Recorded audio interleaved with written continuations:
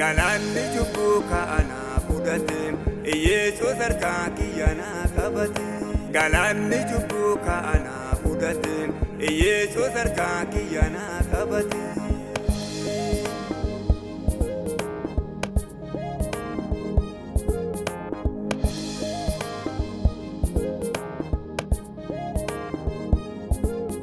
Lilliitti du'a luka itti nagee Yesuus tuna baase fuulee hambate. Seexanni sila hamdanaatti muree Yesuus nagannee ana waliin ture. Galanni cubbuu kaana fudhate Yesuus harkaa kiyya na qabate. Galanni cubbuu kaana fudhate Yesuus harkaa kiyya na qabate.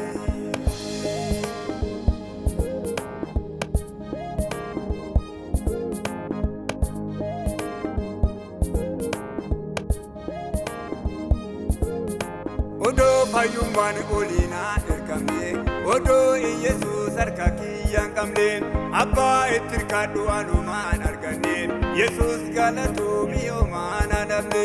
Galanni cubbuu kaana fudhate Yesuus harka kiyya na qabate. Galanni cubbuu kaana fudhate Yesuus harka kiyya na qabate.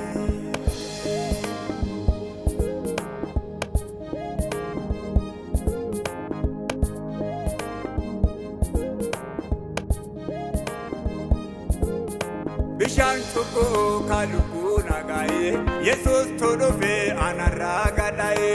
Wanni Israa'el kaahumaan dadhabne isaatu na waame homaan hanganne. Galanni cubbuu kaana fudhate Yesuus harkaa kiyya na qabate. Galanni cubbuu kaana fudhate Yesuus harkaa kiyya na qabate.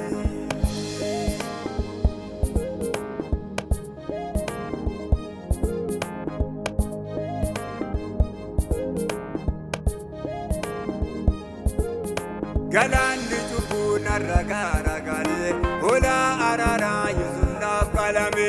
Gaafa kee Yesuus lubbuu na fayyite galata malee maal jedhaa affite. Galanni cubbuu kaana fudhate Yesuus harkaa kiyya na qabate. Galanni cubbuu kaana fudhate Yesuus harkaa kiyya na qabate.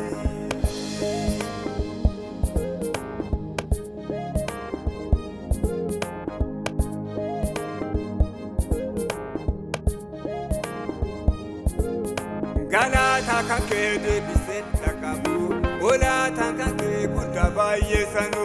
Gatii cubbuu seetona kafalee ammaal siin jedha galatoome malee.